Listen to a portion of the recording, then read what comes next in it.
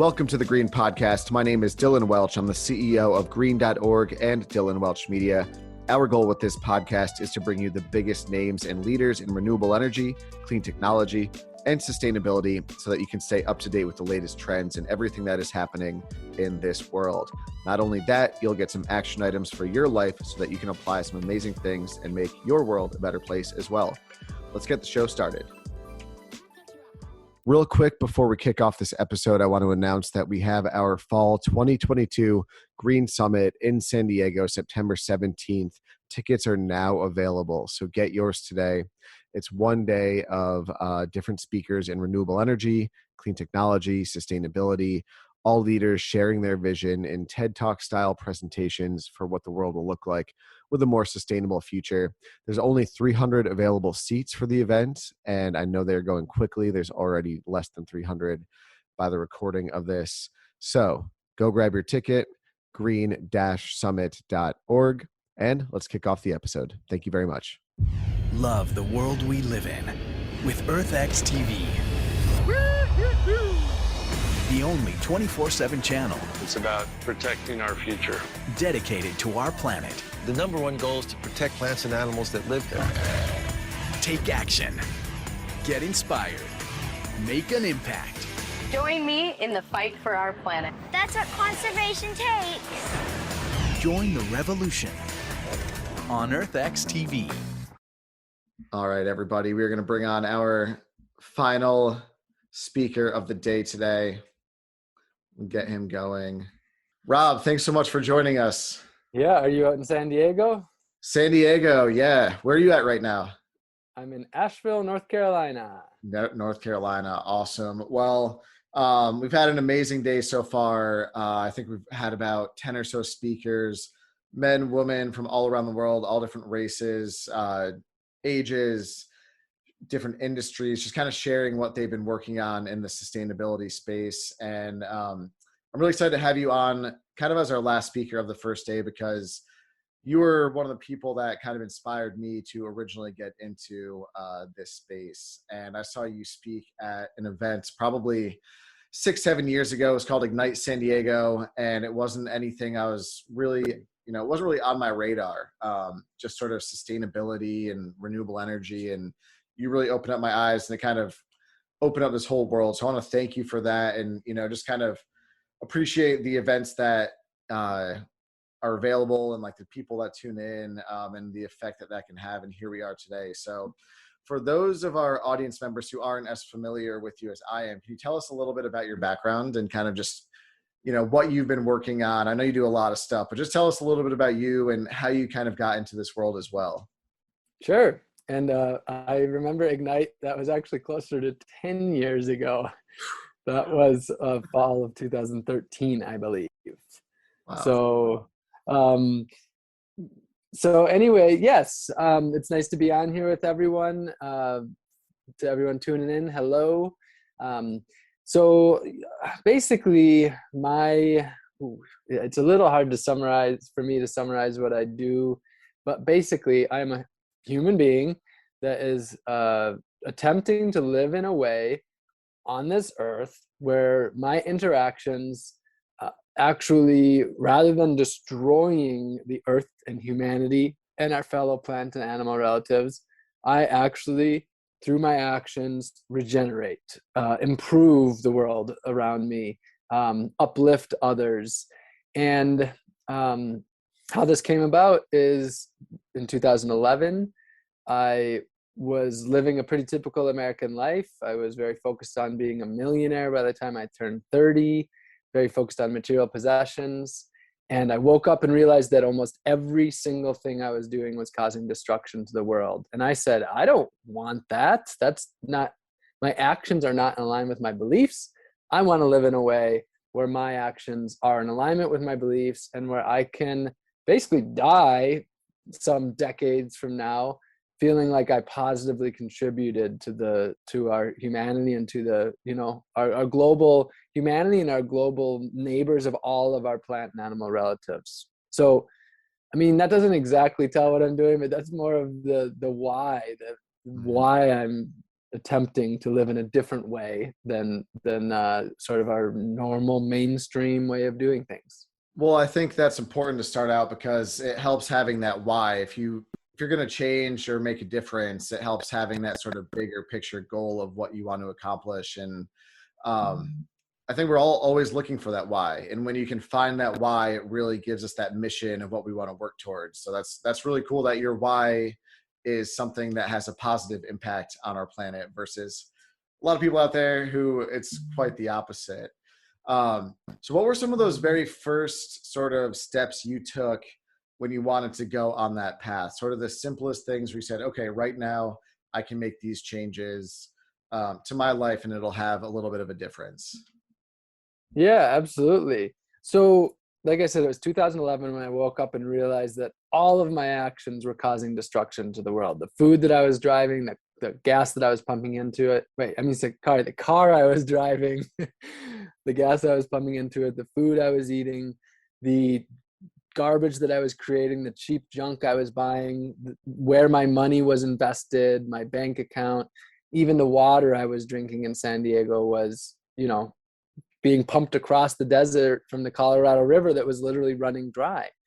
And so I learned that all of my actions were causing destruction. And rather than feeling overwhelmed and just like total doom and gloom, I actually felt excited because I was watching a lot of documentaries and really reading a lot of books, and I learned solutions to the problems. I learned that there's other ways of existing on this earth than just what we've been sold by, one narrative that is the dominating narrative.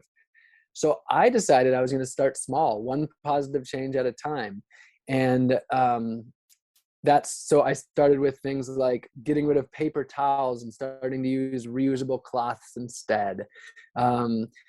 Going to the local food co-op and buying unpackaged food from the bulk section rather than everything that's processed and packaged. Starting to ride my bike more and drive the car less. Taking my money out of my investments that were in cigarettes and fossil fuels and removing, divesting, as people would say. Getting rid of a lot of the stuff that wasn't serving me, like all the possessions that I had that were taking time away from me. Downsizing my bills so that I needed to earn less money so I could spend my time on what I was passionate about, which was transforming my life and transforming society. So from little tiny changes like switching over some products to not being toxic ingredients to like big things like getting rid of my car and going, just riding a bicycle, I made positive changes after positive changes.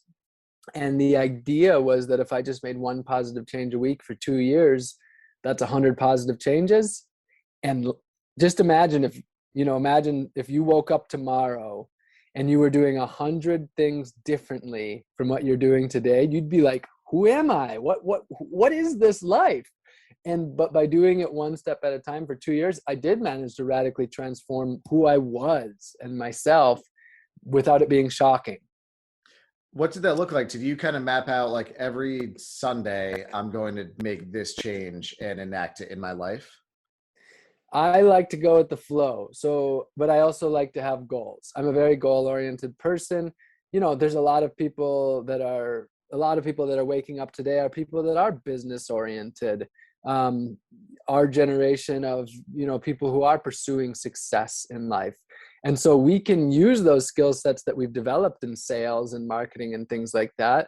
And one of my skill sets has always been goal setting, your small goals that are achievable and then your bigger picture goals that are going to take some years. And I have that structure, but also I want to enjoy life. The idea of living sustainably is not about sacrifice, and it's not about not, meeting my needs. The idea about living sustainably is actually to improve my quality of life. So what I did is I just, rather than having any exact structure, whatever I was excited about, maybe I was excited to learn how to bake my own sourdough bread, or maybe I was excited about biking the furthest I'd ever biked, or maybe I was excited about just getting rid of half of my stuff and downsizing. Whatever I was excited about that week, that's what I did. And when I focused on doing what I was excited about, oh man, I accomplished so much more. When you're doing what you want, the time exists, and when you're doing what you don't want to be doing, time seems scarce. Yeah, I think that's a really powerful point. I mean, for most of us are in America, and you tend to have the typical like American life. You know, you go to school, then you go to college, you get the job, all of that stuff, which now is a little bit more antiquated, but like that's something that is kind of ingrained in us. And one thing that really helped for me was when I decided to pursue personal happiness and things that made me happy and things that I was passionate about over, you know, following this set path. That just completely changed the entire course of my life. And through that, I was able to find hobbies and find things that make me happy, able to, you know, pay the bills and make money off of. But it's not like, oh, I want to just make billions of dollars and that will make me happy, because at the end of the day, that won't make you happy. I think what you're saying is like, find sort of that passion that ignites you and go after it. And yours happens to be living sustainably, and that has made you happy. And also at the same time, helping the world, because you're not consuming, you're not destroying, you're making new things. Yeah. Oh, sorry. Go ahead if you want to Well, comment on that. yeah, I was gonna say absolutely, and you're right. It is. I'm a little bit lucky that what I'm passionate about is indeed something that isn't destroying the world. Mhm. It would be tricky when it's like, yeah, actually, what I really love is something that's just straight up damaging to this world and humanity, and so that's where a little deeper thinking comes. And what I'd like to say is, ask yourself, what are the needs that you have that you're trying to meet? Not okay, I want to be a professional race car driver. Okay, why do you want to be a professional race car driver? What needs are you actually trying to meet that you have? And is there another way you can do it where you'll be just as happy, just as fulfilled, but that actually positively contributes to our global humanity and to our, you know, fellow plant and animal relatives? And so I think one thing is, it's always about zooming out. A lot of the times we haven't thought through what we're actually doing that much. We're doing things, but why are we actually doing them? So really deeply asking that question, and a lot of the things that we would think like we would never want to do differently, if you actually ask those questions and look for alternatives, you might be like, actually, there's a different way of doing this that I would be happier doing, and that actually is more net positive for others besides myself. Yeah, exactly. And one thing I realized, one thing I've always kind of tried to do is I really mapped out sort of my 10-year plan, which like I had a vision or sort of envisioned where I wanted to be in 10 years, and sort of was able to zoom out from that. And we all have to, you know, pay our bills, you have to run errands, we all have to do the day-to-day stuff, but having that bigger picture goal really helps. So when you set out to kind of make this change in your life over 10 years ago, about 10 years ago, how's it going? Like, are you where you were when you envisioned this happening, or did changes come along? Like, what are some things that you've noticed along the way that led you to where you are today? Well, that's a very timely question, actually, Dylan, because like about the last time you and I saw each other, which is I think about 5 years, has it I think been? so, It's been yeah. a handful of years.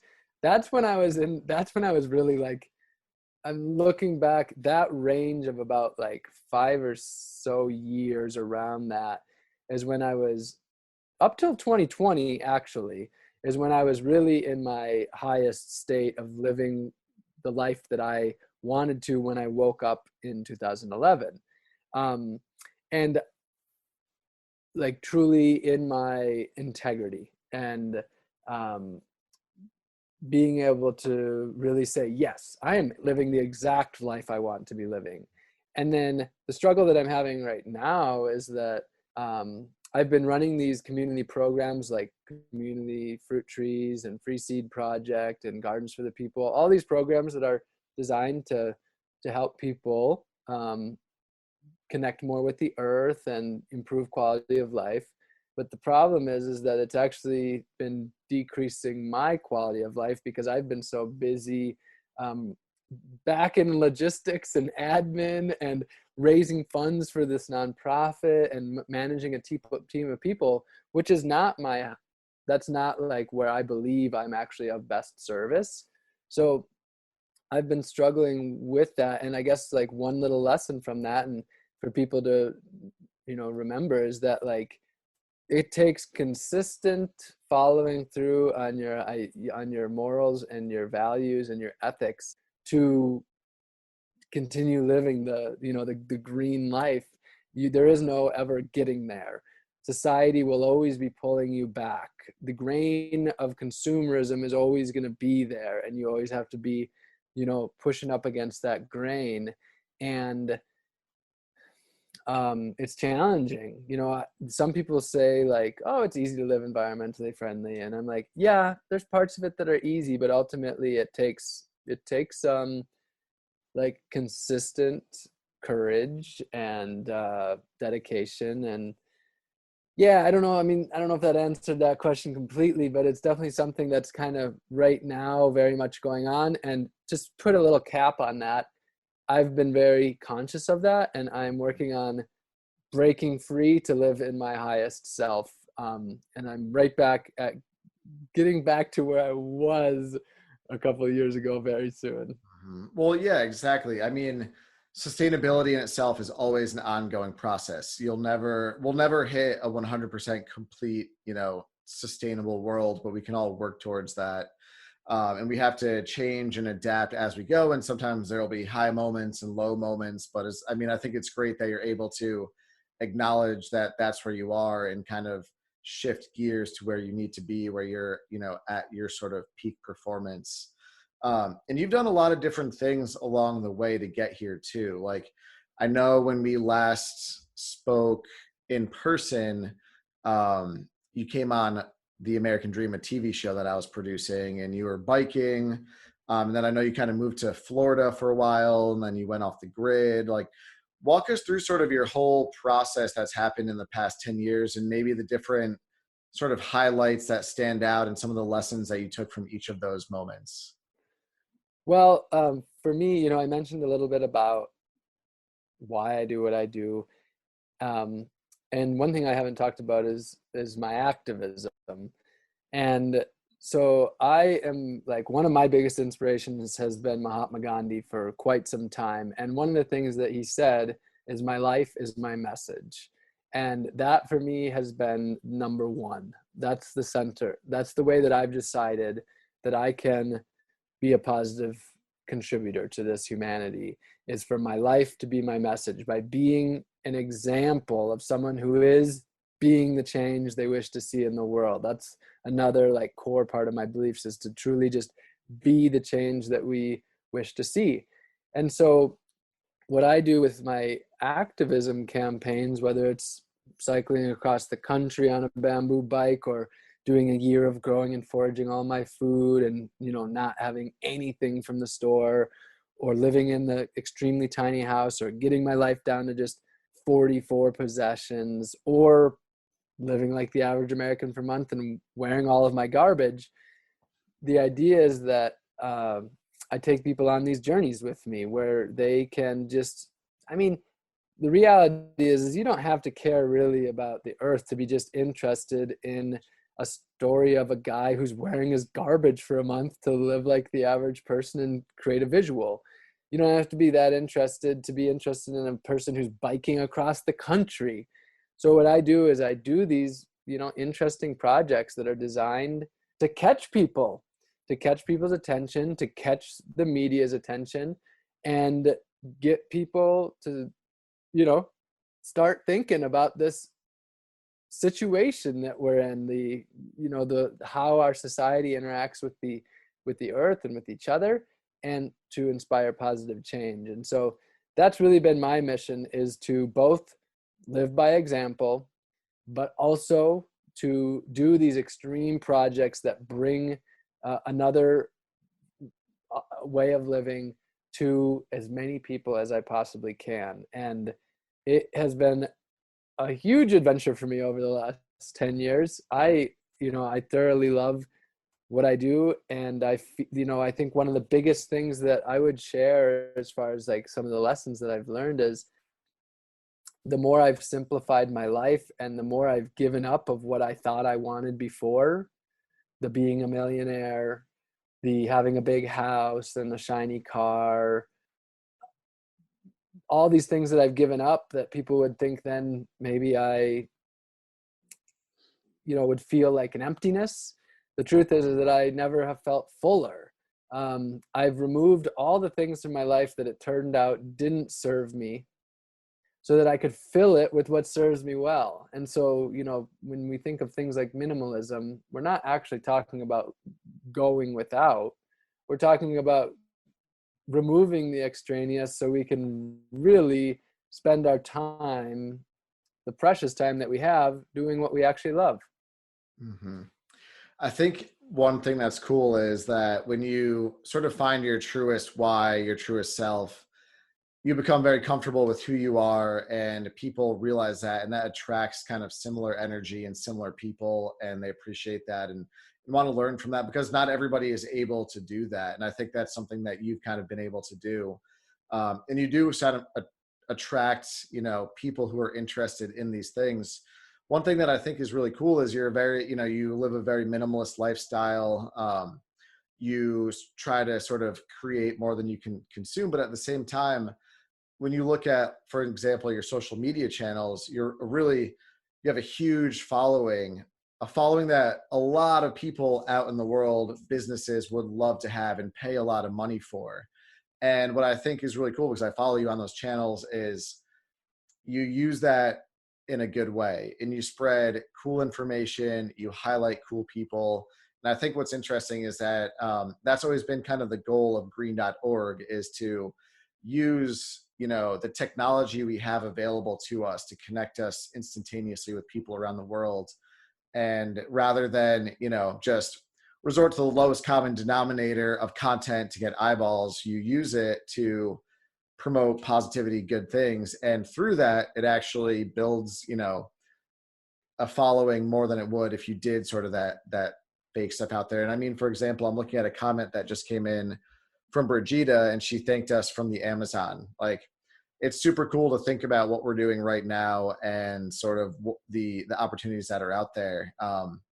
Where do you kind of see, yourself going in the next couple of years? Do you have any big projects that you're excited about? Are you going to kind of tone it back a little bit? Because I know for a little while, like, we'd be in contact and then you'd be like, sorry, I was off the grid for like 6 months. I'm like, that's honestly awesome.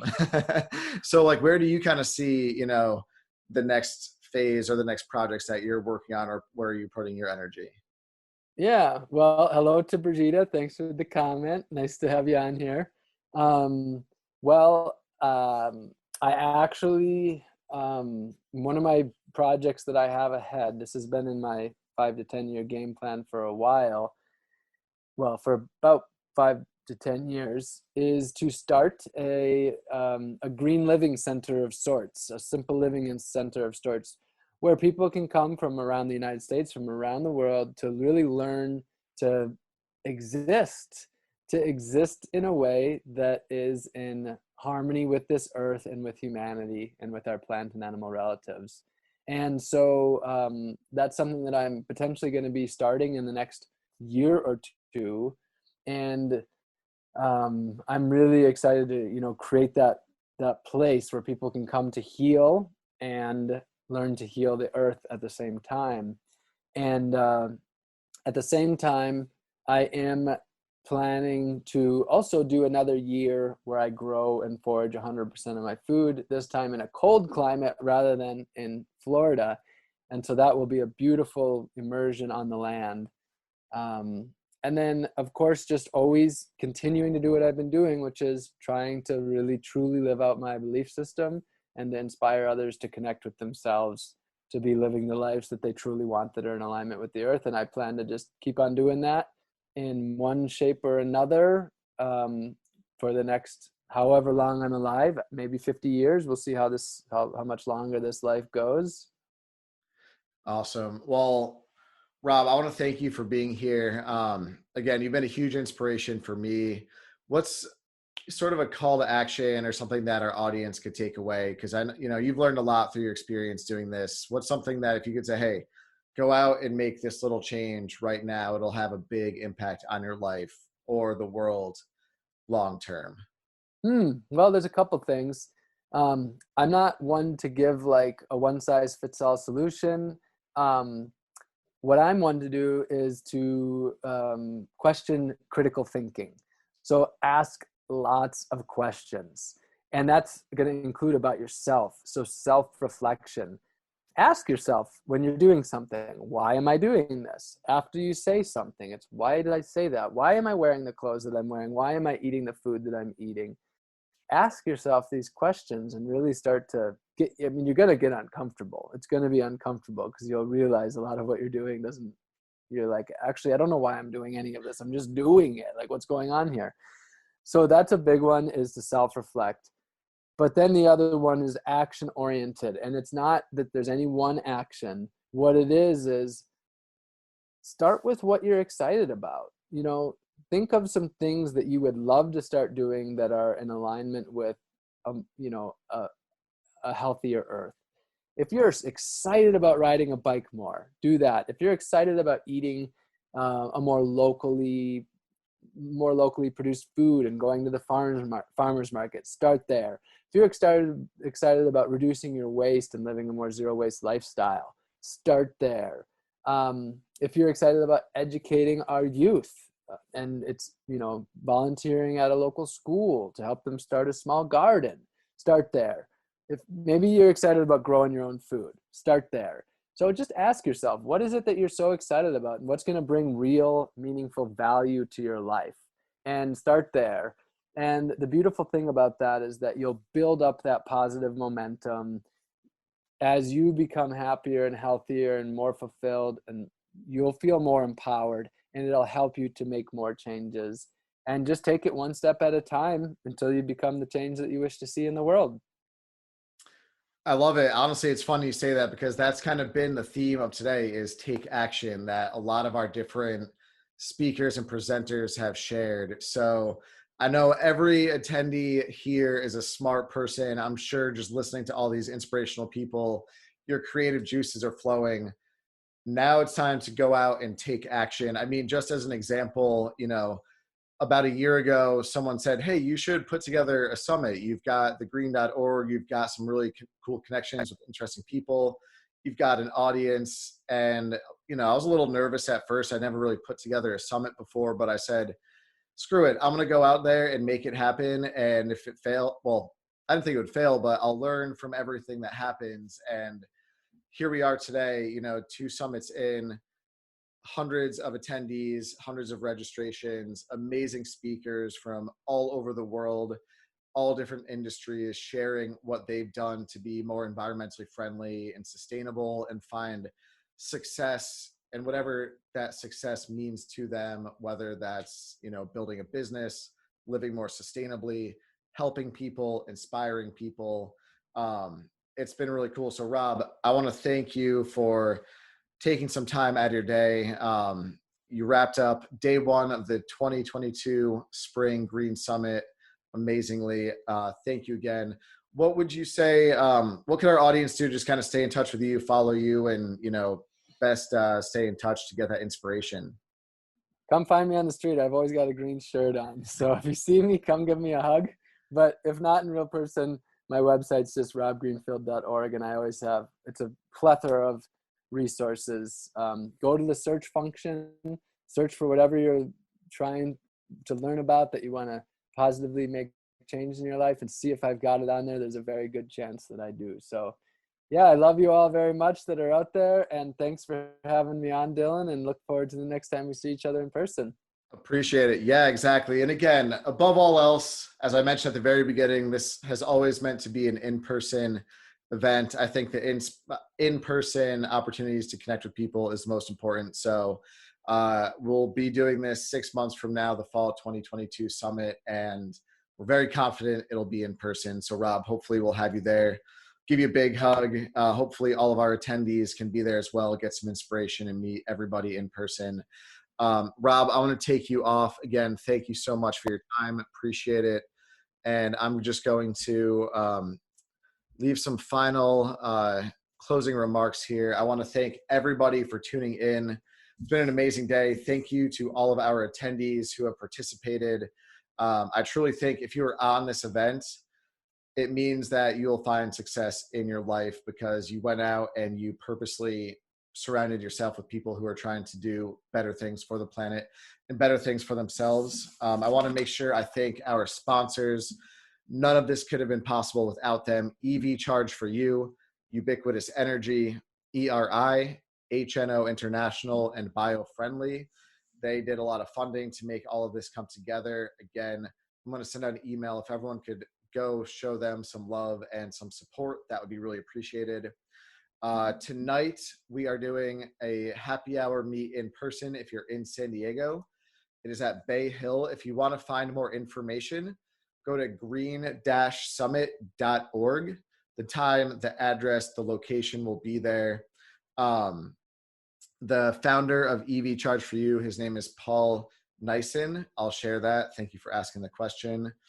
Other than that, if you could support green.org, as I mentioned, that's always appreciated. There's a team of writers, content creators, social media managers, video producers behind the scenes who are making this all happen.